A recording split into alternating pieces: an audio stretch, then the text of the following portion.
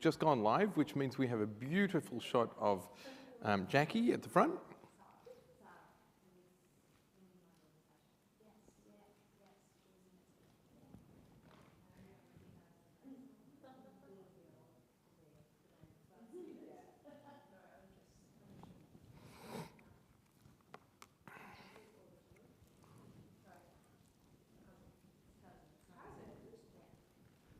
So who do you belong to? Who's your mum? Lucy, okay. I grew up with your mums and aunts and... Pretty close, but no cigar. So I'm just going to say, for those people who are online, welcome. We have some people in the room. We have, I believe, 18 registered online. So just so you know, you can ask questions in the chat. I will try and look at the chat at various points during this evening's proceedings. But otherwise, why don't I hand it across to you? Jackie McGid is our president. Soon to be co-president, I hope. Right. So welcome to the faces in front of You me. need to turn your mic pack on. Do I have to turn it on? Yes, you do, because otherwise all the people online cannot hear you. You are now live. Congratulations. So is that very loud? No. No. Okay, good.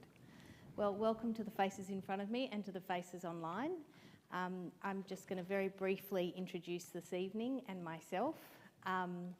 I've been a member of Temple since I was a bat mitzvah, well, actually beforehand.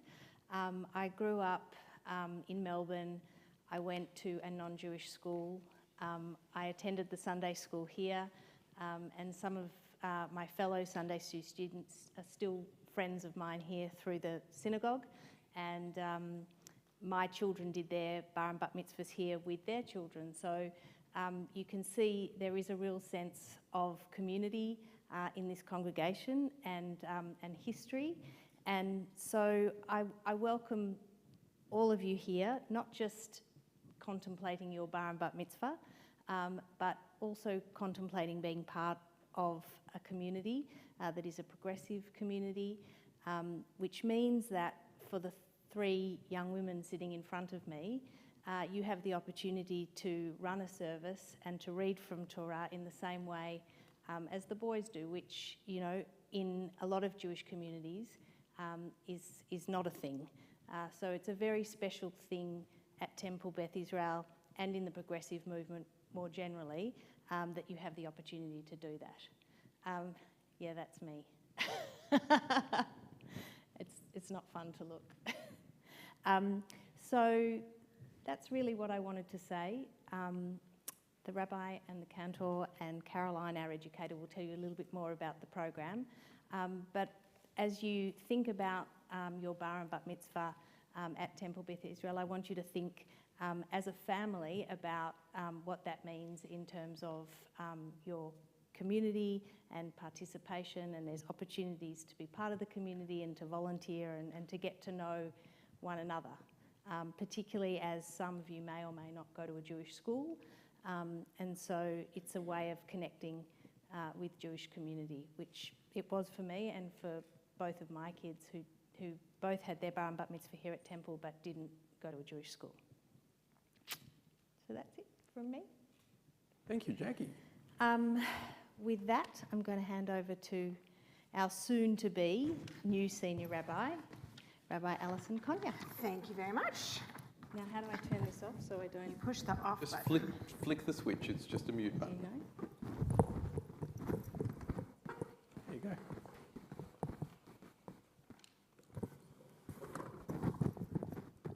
Is that wishful thinking?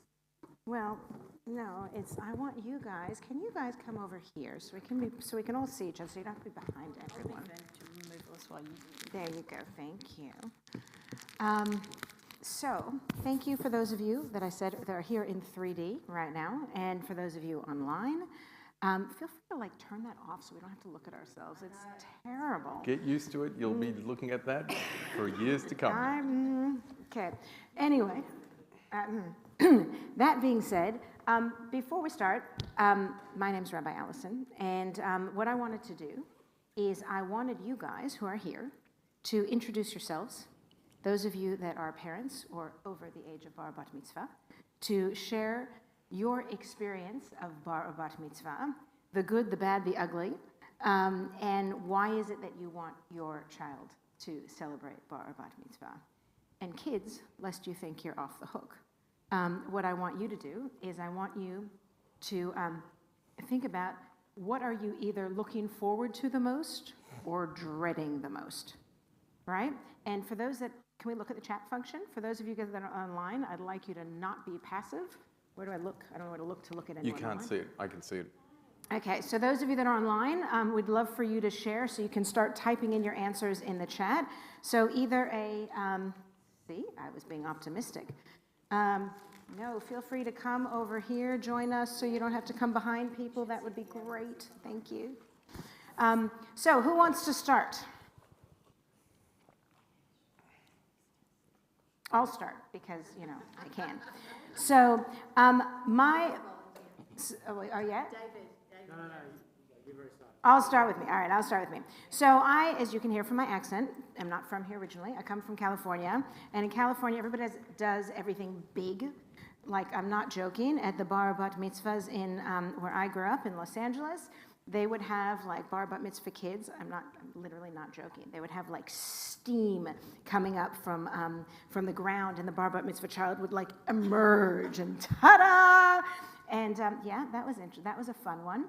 They would have like crazy parties about like bubbles, and you would like be in this big, huge, gigantic bubble bath. Yep, California.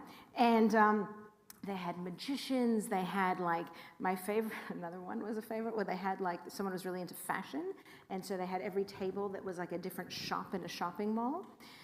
Not my idea of fun, but it was their idea of fun. And so they went around, and it was a bit crazy. So when I decided I wanted to celebrate my bat mitzvah, my parents, who weren't very religious, both Jewish, not very religious, and my dad was like, why would you want to do that? Don't waste our money. You know, why don't you go travel?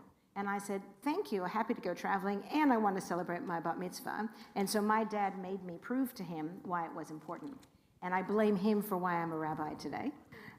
Because if he just said fine, I wouldn't have cared. But I learned a lot about it and had to explain why it was so important. And so that was my experience. Oh, no, one other thing. At my bat mitzvah, my parents have a group of friends that were called the B group because they were B quality friends, not A quality friends. And so we used to have as a centerpiece at my bat mitzvah, we had like a watermelons carved out like a basket. And so my parents' friends, not my friends, but my parents' friends stole all the balloons that were around, and they tied it onto one of the baskets to make it float. That was the experience of my bat mitzvah.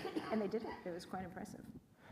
So, Rabbi, just before we let the next person in, apparently our chat function is set on subscriber only, which means a lot of people who are trying to write can't. And fortunately, one of them actually sent me a message. So, for those of you who are online, and I know there's already 14 of you on 14 screens, plus how many people we don't know, you can actually send me a SMS on 0403 144 815. I'll say that again, 0403 144 815. Send me an SMS. Oh, there you go. Someone just subscribed as well.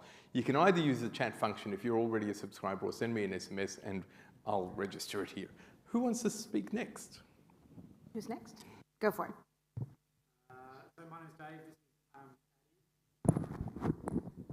Thank you. For those online, Okay. so they can hear you. So I'm Dave. This is That's what these are for. Keep that on you. There you go. You keep that. He loves so I'm Dave. This is Addie. This is our second bat mitzvah at TBI. Addie's older sister Isla had hers last year.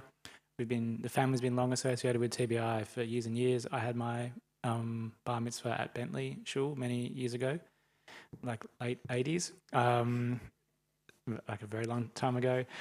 In my time I was at Netzer and have been involved for many years. I'm super excited for Addie to do her bat mi, mainly because she doesn't go to a Jewish school, so I think it's probably the closest thing we can give her to sort of an immersive Jewish experience for her. And beyond the Jewish identity side of it, I think the ability to commit to something for that period of time and learn and achieve something is really important as well. Thank you. We're doing the parents first. We're just asking everyone an experience that they had as celebrating bar bat mitzvah, or what they want for their child. to do it for your child. Yeah, I don't have a child. But you're the representing adult, so you get to speak. I didn't go to a Jewish school, so it was awesome to do something Jewish and with Jewish friends, and I really liked learning more Hebrew. Yeah, I don't know. It was a lot of fun, and it was good to do something that all my relatives and everyone has done and feel connected to my family. Beautiful. Thank you, Sarah. Hello, I'm Daniel. This is my daughter Mia, so I'm excited for her to have the opportunity to do her bat mitzvah as well. For my own experience, my family was quite removed from Jewish practice and so forth, so I went to a non-Jewish primary school, but I became friends just naturally with the other Jewish kids there, and feel a draw to it. So I had to push my father to get myself involved, and from that, did my bar mitzvah at the Bentley Synagogue, and for me, like growing up through my life to this point, it's been an important thing, sort of stabilizing thing in my life, and a good thing to connect with community and culture and other people. Beautiful. Thank you very much. Did anyone share online? I know someone's asked if it's Michelle, so that's me, yes. I'm waiting to see the SMS come through. Okay, you guys were trying to include you as well. Do you want to share, Cantor, about your bar mitzvah? Sure, but I don't need that microphone. I have my own. Figure it out. So my bar mitzvah was actually at the Sephardi shul, which is the Orthodox shul on Hotham Street around the corner. My father was a lay rabbi there for all intents and purposes. He used to chant 250 verses of Torah every single week, which is like, wow, you guys are going to look at learning somewhere between maybe 9 and 15 or 20 verses. Pardon me, that's asthma, not COVID. He used to chant 250 verses. I used to sing as a kid, and so it was great. I could sing. But as far as the experience was concerned, I'm here because my experience as a bar mitzvah was actually pretty hollow. It wasn't meaningful. And despite that, I went and studied and learned and explored and found meaning in Judaism, despite my experience not having been the most meaningful experience that it should have been. But that was because I felt like I didn't get the education that you talk about. I didn't get the follow through throughout. I kind of took it for granted, and I learned it in the last week before the bar mitzvah event, and I had a great party. Wrong attitude. Right? And I'm here despite it, which is interesting because we hope that it can become a really key life cycle event, and it can be everything that my bar mitzvah wasn't. Beautiful. Thank you. Yeah. Hi, I'm Miriam, and this is my daughter Pearl. I had my bar mitzvah at Emmanuel Synagogue in Sydney, and it was really hard. It was really, really hard. It was a lot of learning, but it was great. It was fantastic, and I met such a great group. I was at a non-Jewish school at the time, and I met such a cool group of kids, and I think there was no question that Pearl was going to do one, but you're at KDS, so you've got quite a bit of Hebrew, and I think I'm excited. I'm excited for this, for you to do this. What about you, Pearl? Well, we're going around, so the kids get a different question. So we've got just two other people here, Rhonda, and then Caroline, and then we're going to... Hi, normally I'm a singer, but I also have asthma at the moment. I didn't do a bat mitzvah because I converted in as an adult. So I had a different learning process. I still have not formally done a bat mitzvah with a drush, but don't tell anybody. That's going to change really soon. I know. I've done a lot of chanting. I've done a lot of helping lead with Michelle.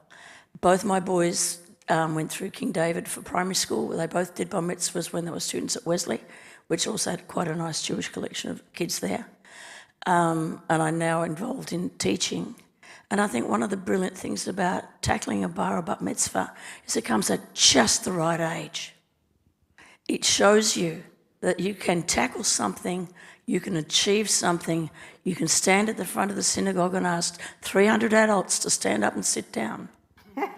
And we can tailor it to suit how you link to your family, to your generations before you, to what you can learn, how you can learn, what speaks to you, so that you'll get a lot of meaning out of suddenly becoming an adult within a beautiful community.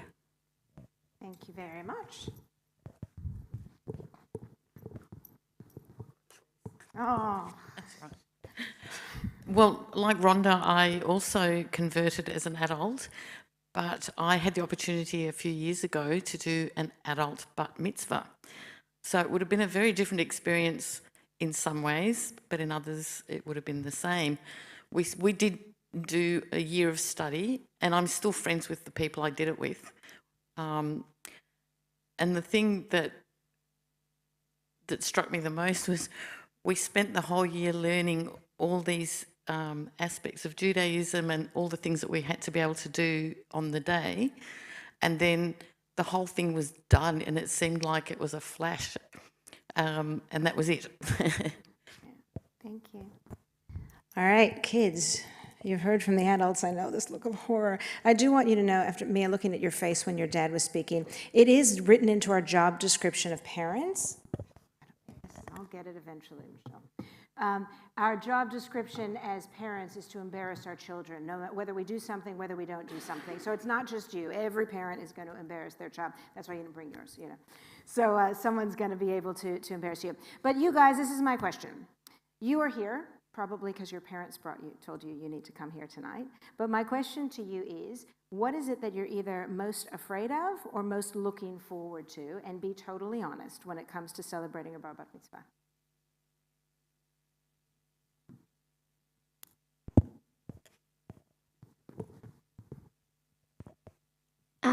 And your name? My name's Pearl, and I'm really looking forward to having my bat mitzvah because I'm just really excited because I get to like read from the Torah and stuff. I'm just nervous because I feel like I'm not going to remember it. Fair enough. And I'm also excited for my party. Awesome. Amazing. Thank you. We're just going to go around in a circle because no one's going to volunteer. My name's Addie.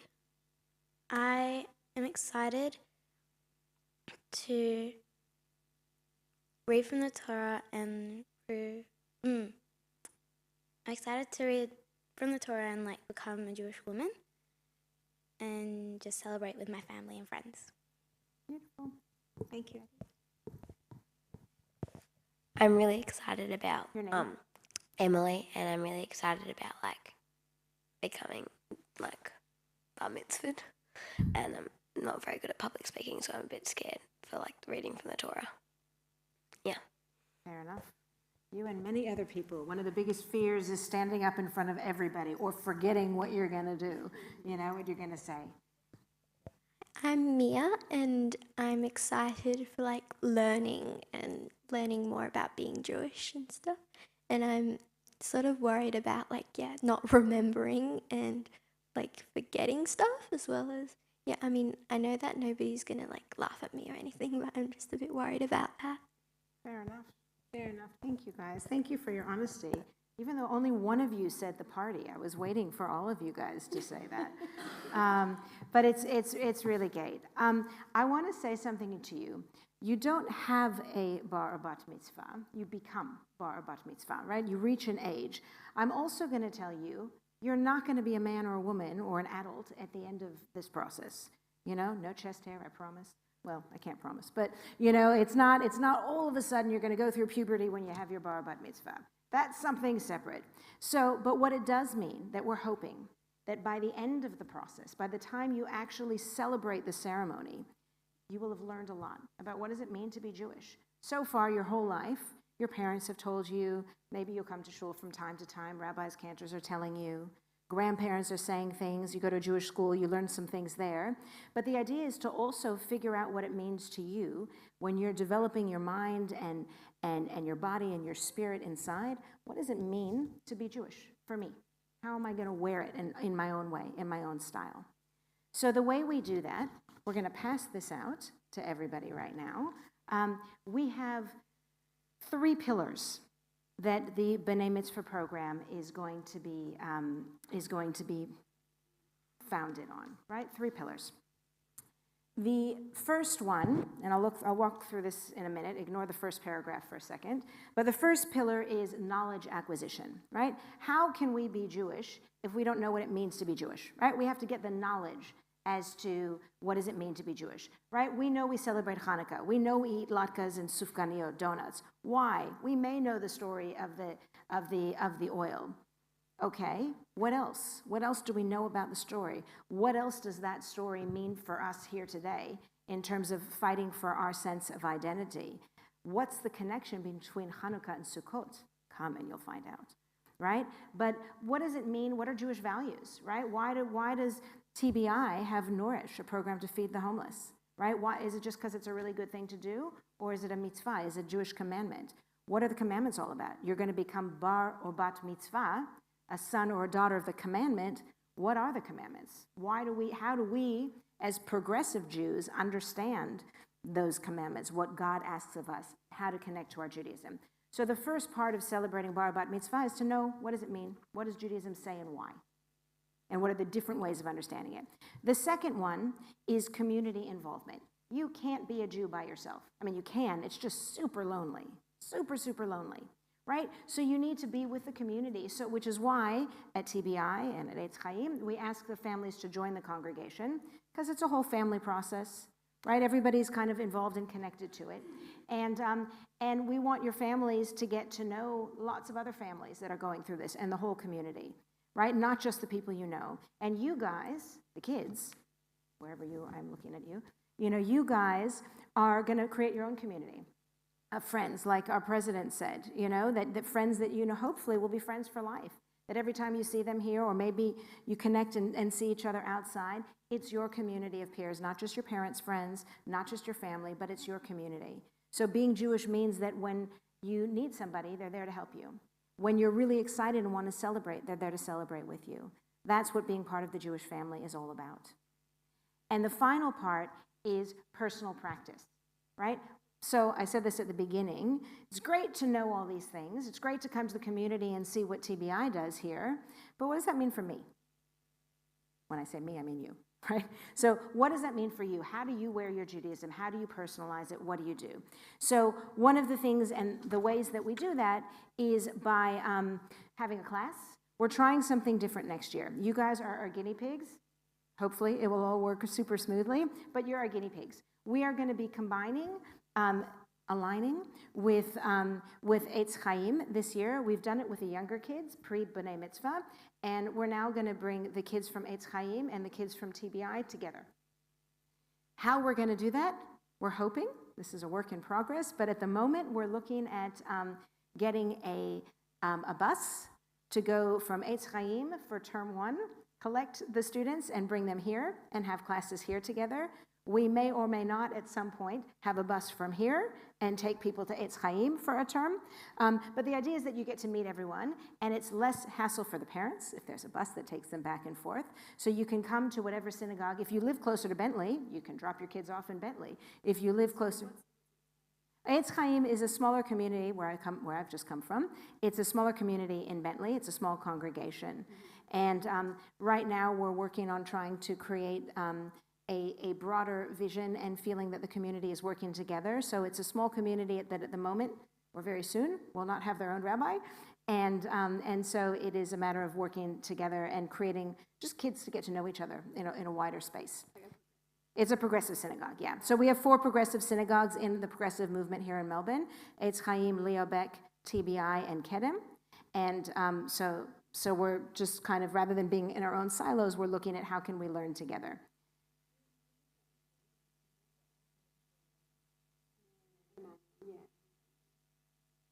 Oh, it's in Sydney, yeah. So in Sydney, everybody schleps to either North Shore or Emmanuel from various distances. Here in Melbourne, if you have to drive more than 7 minutes, people have like a mini panic attack. I learned that the hard way when I first got here. I thought it was I lived in Sydney for 13 years, so I thought it was quite funny. But anyway, so the idea is to create a bigger and a more communal environment. And we're going to learn together. The classes, for the terms, we're going to look Jewish values, Jewish practices, Jewish holidays, Jewish life cycles. We're going to do all of that in the classes. We're going to, during the year, I'm going to try not to overload you with too much information. How am I doing on time? Yeah. No, I don't need the run sheet. You're going to give me, yep. Thank you. So 2 things you're going to do during the year. You have 2 projects. The first one is a mitzvah project. A mitzvah project is going to be learning something that's important to you, a value that's important to you. You're going to learn about a mitzvah, a commandment in the Torah. You're going to learn about it. You're going to see where it comes from in the Torah. You're going to see what it means. And then you're going to come up with your own way to do it, to actually fulfill the mitzvah. So when you've got kids that do tzedakah or pay or feeding the hungry, they volunteer to go and distribute food to some of the homeless. When you have tzar balei chayim, of not showing cruelty to animals, you've had people who have been vegetarian for a week, or you've had people who've raised money for PETA or for the RSPCA. You've had people that have decided to take care of their animals at home and make sure to bathe them and feed them and so forth.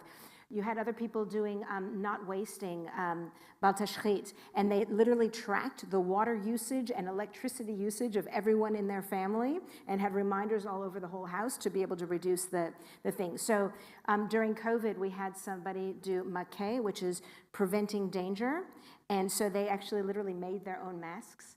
And pass them out so you can prevent danger from someone else getting COVID. So you interpret it however you want. And we talk about that. So that's the first project. The second project is the Shorashim project. Now, if you go to KDS, you'll do a version of that at KDS. And different Jewish day schools do a version of it. So you can overlap, take some of the stuff you do from them or take some of the stuff you do from us and bring it there. But it's learning about your family history. So I apologize in advance to the parents, because it's really a lot of work for you to give to your children. So they're going to interview people from 3 different generations. They're going to do a world map and look at the history from great-grandparents down to parents. They're going to be coming up with family heirlooms and so forth. There's a lot more to it that we do at the end of the year. So those are 2 things, but it really, it roots us, it grounds us in our Jewishness and why we do it, and how celebrating bar bat mitzvah is only one part of that. So that's part of this. We also create a tefillah journal, right? You're going to be leading people in prayer. You're going to be focusing on learning your Hebrew. We're going to learn about that in a second, but I want you to know, what do the prayers mean? And I promise you, when you read them in English, you still may not know what they mean, right? Just because you understand English doesn't mean you understand those prayers. So I want you guys, we're going to sit and talk about them, and you're going to write your own poems or your own answers to questions or your own something. So when you come to shul and you say those prayers and you lead those prayers, you know what it means to you, right? Not just the words that you're reading and you've memorized or you're reading, you know what it means to you. So that's another really important thing. And I'm going to leave it at that and leave you to explain the rest of the community involvement and requirements later on. Any questions about that? We'll have questions at the end as well. Yeah, there'll be questions at the end. And I shall pass it over to Caroline, and I just want to say to those of you here and those of you online, look forward to getting to know you more in the year to come.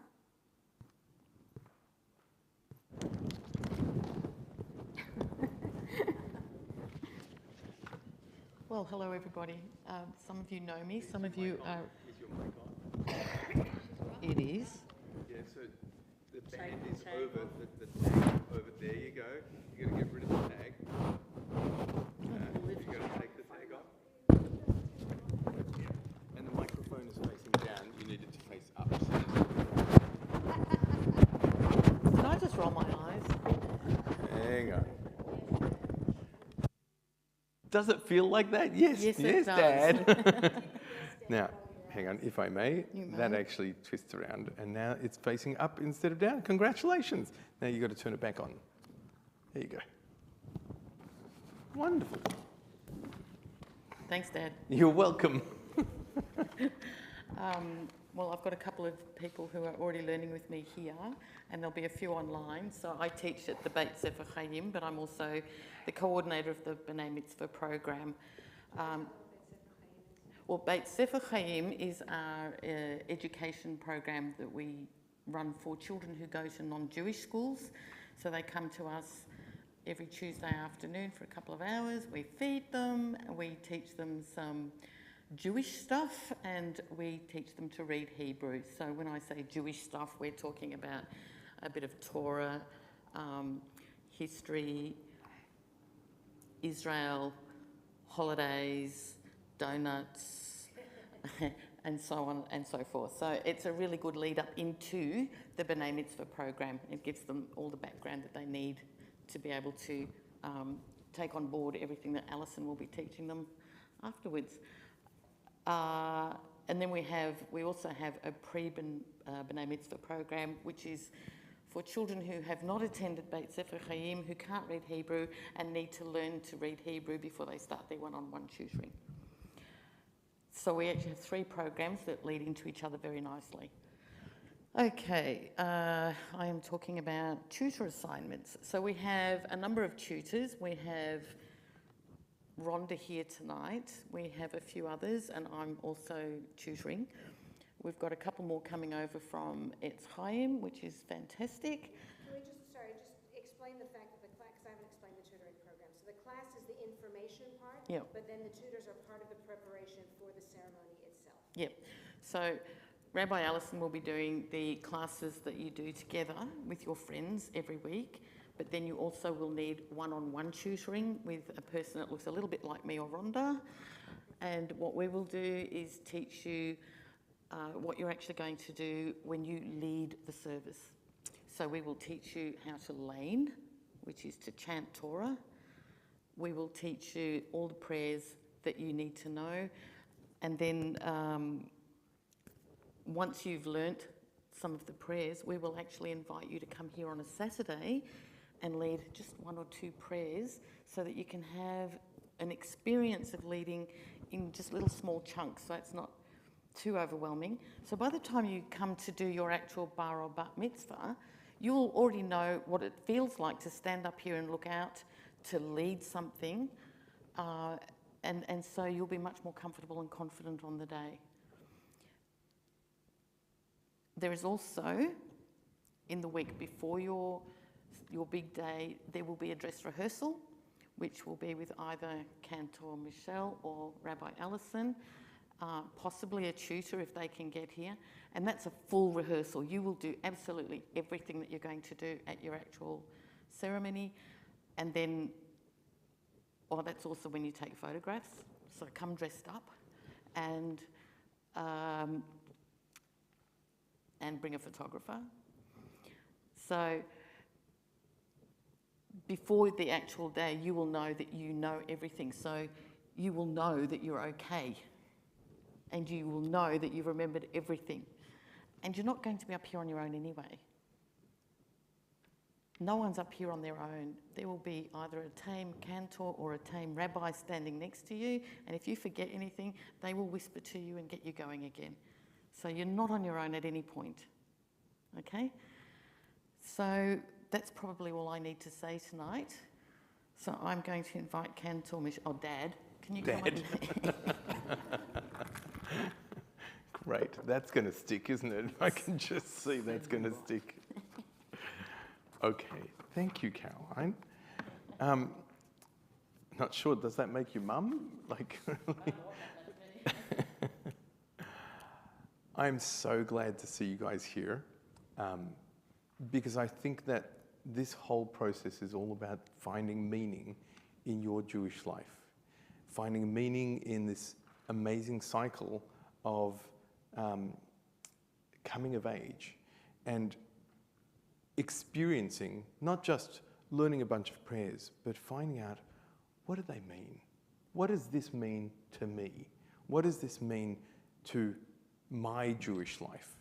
And the whole idea is that when we walk out of your bat mitzvah here, you'll have enough understanding of services here so that any service that you attend moving forward, you will be able to participate in that service to an extent. We don't expect you to become the rabbi on the day, although in some senses you'll be leading most of the service, and the more you know, the quieter we are. And anytime you need support, number one, you don't have to memorize anything, right? Except for the blessing for the talit, and even that, you'll have it across the top of the talit. So you don't have to memorize anything, so it's not a question of forgetting. Don't worry about that. It's going to be right there in front of you. You do have to learn how to chant it, but that's the memory hook, because if you chant something, it helps you remember. So much easier than trying to remember a slab of a language that you're not familiar with. So if you learn the chants, that'll help you to not forget.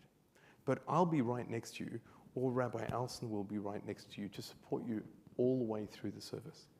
So you have your tutor, you have your meetings with either Rabbi Alson or with me to prepare a drush. A drush is a sermon, and it talks about your experience, both as a bar or bat mitzvah student, but also what it means to be reading the Torah portion that you're reading.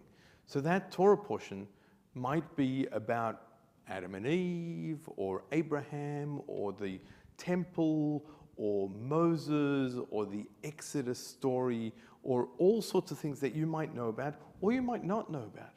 But your opportunity is to read your Torah portion in English, as well as in Hebrew, read the Torah portion and explore it.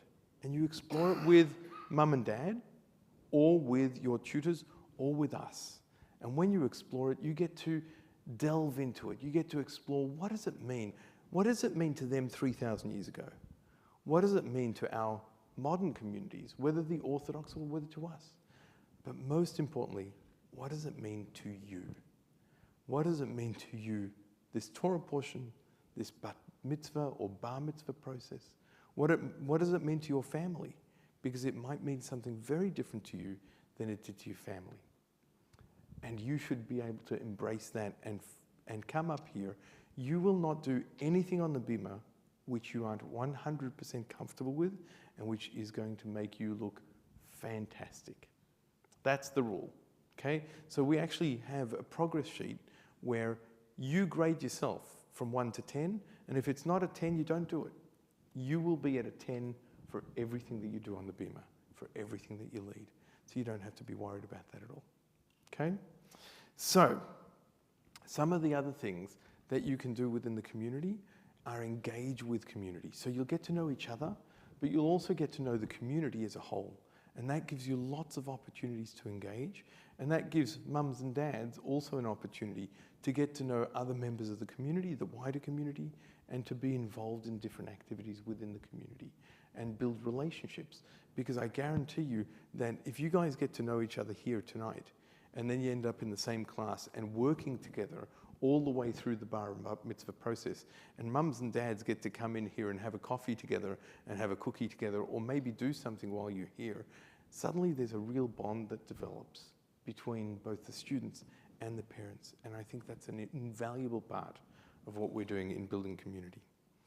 So we do want you to come prepared, and one of the only ways that you'll come prepared is by attending synagogue sufficiently to become familiar with the services, which is Saturday mornings primarily, because that's when the bar or bat mitzvah is going to be, but sometimes Friday nights, because they have a different feel, they have a different groove to them, they have different music to them, but of course we don't read Torah in the evening, we read Torah in the mornings. So we want you to become familiar with the service so that when you're leading the service, you won't feel uncomfortable. The more familiar you are with it, the more comfortable you'll be on the day. Watching it online, and thank you to all those who are online, it's fantastic, and the fact that there's more of you online than in the room reflects what's happened since COVID as this has evolved and our online offerings can be so powerful. But I also want to recognize that the online is convenient but doesn't provide community in the same way as being in the room next to someone and having a cup of coffee, or I think you were eating a Tim Tam, I think, or one of Charlie's cookies, because we've got Charlie's cookies here. So, and this is Miss Charlie. I'm not sure why it was called Charlie's. You'll have to tell us at some point. Another story for another day. But you get to come in here and have community, which you can't do online. So yes, you can watch the services online, and yes, that is a valuable thing to do when you can't be here, but it's not the same. And I really want people to understand, I want you to understand that being in the room is really key. And for mums and dads, when you're planning these sport activities for the next year, take that into account because it's really important. Having said all that, what questions might you have? And if you're online, and I do know that there's a number of people online because I've received a number of SMSs, and I apologize about the chat being for subscribers only. What questions do you have about any part of what you've heard this evening? About what you need to learn, about what you need to do, about mums and dads. There's a whole manual with lots of information about all the nitty-gritty about what you need to prepare for the Kiddush and how you get the honorees and who gets what aliyah and what honor. There's all that information prepared for parents as well. But what questions might you have?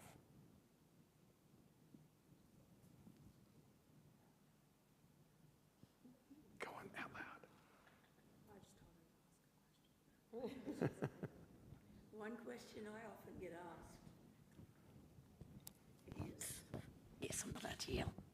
One question that the kids often ask at the start of this whole process is, do I have to do this much? Right. Do I have to do this much? I guarantee you, we will challenge you to the extent that you can master. Okay? If you want to do more, we will help you to do more. But we will only give you as much as you will do at a 10 out of 10. Do we have to be able to speak Hebrew before we do it? No, but a good question.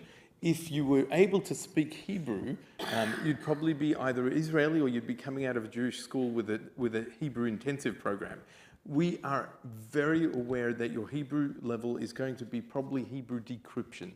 You'll recognize the letters, you'll recognize the vowels, you'll be able to get through the prayers that you learnt and be able to slowly read the basic Hebrew alphabet and the basic Hebrew words. What we want is accuracy, not speed.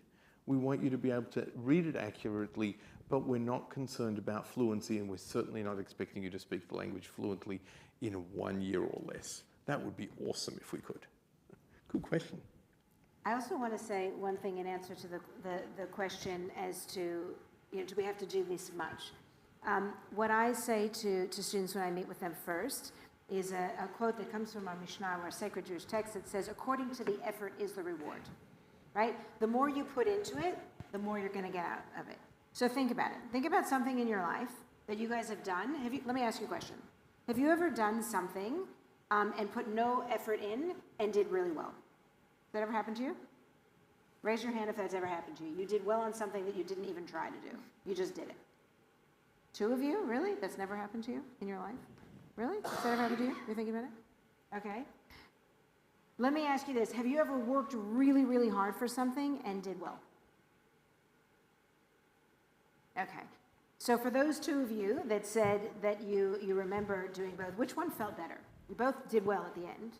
You got commended at the end. Which one felt better, yeah? The one that you work hard for, yeah? So this is a secret. It's not really a secret. But at the end of your bar bat mitzvah, people will come up to you and say, you did an amazing job, kol hakavod, mazal tov, we're so proud of you. And they'll mean it from the bottom of their heart. But if you did nothing and pitched up and learned whatever you could and crammed it in, but at the, then, you'll be like, yes, I duped them, I got it. But at the same time, you'll feel better about yourself speaking in front of people, mastering that fear. Because you're going to have to work on it, which is why, as Caroline said, that we're going to get you up here to get you slowly used to being up for short periods of time first. The more you put into it, the more you're going to get out of it. We don't want laziness, but we work with everybody's different abilities, right? So we push you not to the point that you dread it to no end, but we want to push you to the point that you feel really good, that you've stretched yourself to do as much as you can, and you feel good. I'm going to answer one of the online questions, which was, where do we get the manuals? And the answer is at the orientation, which is on your sheet. You can see it's in February, the 21st, Wednesday, the 21st of February is the orientation night. At that orientation, you will be presented with a student manual and a binder, a folder, which has all of the materials that you need to work with. And you'll also be presented an online version of all of those materials, which means the dog can never eat your manual or your homework because you have a copy of it online. So even if you happen to be on holiday and have forgotten your file, you can always access it online. So to answer the question, Adrian, yes, you can get a copy of it beforehand, but you'll get it on the 21st of February during the orientation. Good question. What other questions might you have? Please. I was just wondering, with this Tuesday afternoon thing, with the Tuesday afternoon session, I was just wondering if you could just talk through. I'm just wondering for the kids who are already at Jewish school and have been for quite a few years, and what will they be repeating a lot of the same thing? And then how much of it are you guys teaching just the B'nai Mitzvah kids? Okay, and Jackie? So here's another microphone. I was just going to say, so again, I've working at Eitz Chaim, so that's the congregation I'm coming from. So we have at Eitz Chaim, and I don't know what you guys do here and what we're going to do next year, but for kids that went to Jewish schools, we left the Tuesday afternoon program optional. Mm-hmm. But I will tell you that over the last, 3 or 4 years, at least, more and more kids from the Jewish schools are choosing to come because it's their synagogue family, not just their school family, and they come to the service. So when they come to the service, it's not like they don't know everyone. So it gets to know, they get to know certain things. So there is some overlap, like obviously the Jewish holidays are the Jewish holidays, but the way it's approached, and I'm going to be teaching the class, and so the way it's approached is supplementary. So there is some overlap, but then there's also things that are a bit different from what they've done at the school. So we've got, for example, someone at KDS in our program right now in Eitz Chaim who's been there all year, and actually 2 kids from KDS that have come to our after-school program. They've chosen to. They had the option not to. The parents may not have shared that with the children, but they, so they had the option. But they're loving it because it does offer something different, and they're really enjoying getting to know the group of people in their community. So I don't know what the policy is here. Is it optional or not optional? I don't know. So, sorry, Jackie. There you go. So it's more about how can we stretch each student, whether they're in a Jewish school or a Jewish day school or a non-Jewish school, whether they're coming from an Israeli family and they arrive speaking Hebrew fluently, we still stretch them and we still give them things that they have never tried to do and never thought that they could do. And by the end of the process, the whole idea is that you've learned something, you've achieved something, and you've taken ownership of something. So it's not just learning something that's this external, sterile kind of, yes, I've done my bar mitzvah. You become a bar mitzvah. You don't do a bar mitzvah, right? You celebrate in the synagogue with your family and friends, but you become. And the whole purpose of the journey is to help you become. So whatever school you come from, wherever you start from, we will take you to that next level. And that's especially in the private tutoring as well as in the group classes. So there's 2 different levels, 2 different tracks. One is the group classes that this coming year Rabbi Allison will be teaching, and the second is the one-on-ones. And the whole idea is we'll take you wherever you can be pushed to go. Sorry, I'm fully. No, that's good. So with the class, is it, and you because you've got prep to year 5, but you are teaching just the B'nai Mitzvah. Okay, yeah, okay, great. And the other kids are in other classes. So the other kids have other teachers, and then at the end of the Tuesday class, so they get together, and again, we're doing something a little differently because of the bus situation. So, for kids, if they arrive at 4 o'clock, from 4 to 4:30, we might feed them and do a little fun, like literally socializing fun. And then at 4:30, the class will start. We'll have a bit of a break. And the last 20 minutes, they join together with the kids in prep to year 5. And they take turns leading. We also, again, getting exposure in front of the kids, leading. So as soon as you learn a prayer with your one-on-one teachers, you'll be leading it amongst the kids, and we do storytelling and singing, and everyone comes together. And Caroline Paz is in charge of Beit Sefer Chaim, so she'll look after making sure that everyone from prep to grade 5 has got curriculum, a syllabus, they're learning, they're evolving, they're preparing some Hebrew. It gives you a head start from those kids who come in, and start from scratch. And then after that, you go into the pre-B'nai Mitzvah program and the B'nai Mitzvah program. And of course, then there's the follow-up of what happens afterwards. Because the whole idea is this is an education which isn't about stopping at Bar Mitzvah, but quite the opposite, about inviting you back for the opportunities you might have afterwards to come back and either learn some more Torah or do other things within the community. And even someone like Rhonda, who has been learning and chanting Torah and teaching Bar Mitzvahs for all these years, will tomorrow get a phone call from her beloved cantor offering her the opportunity to have an adult Bat Mitzvah. And that's...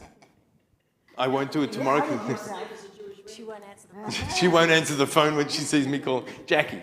Yeah, I just wanted to add, I think the question's probably been answered, but as a person who went through the program here from a non-Jewish school, it was great to have the kids who were at a Jewish school as well. And socially, it meant that we could connect into the Jewish kids and the Jewish schools. And I would emphasise also the fact that you come here on a Saturday morning. If you haven't participated in the program at all, then, all the other kids sit together and you have to sit with mum or something. Or dad. Question? About the Tuesday afternoon sessions, like say you have something on, so I usually have something on at 4:30 and sometimes I have a game at 4:45. Would that mean that I have to somehow work around it to get to the Tuesday sessions?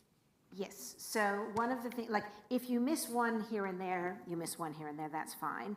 But we do have a lot of kids that do sport, obviously, after school. And so what they've done is they've tried to find a different way to join their team, and join their practice. So one of the things I have is a training for school and it ends at 4:30. Would it be all right if I came a bit late? Or 100%. Okay. Totally, 100%. The other thing I just want to say is, speaking of sport, that Saturdays is also often school sport, not for the Jewish schools, but for the non-Jewish schools. There's often school sport. One of the requirements we have is for you guys to come on average twice a month on a Saturday morning for the year preceding your Bar Bat Mitzvah. So the average, 20 some odd sessions, 24? It's actually not as hard to do that as you think. When you take into account you don't have school sport on weekends, you don't have school sport for at least 2, 4, 7 weeks during the year. So we let you figure that out. The other thing...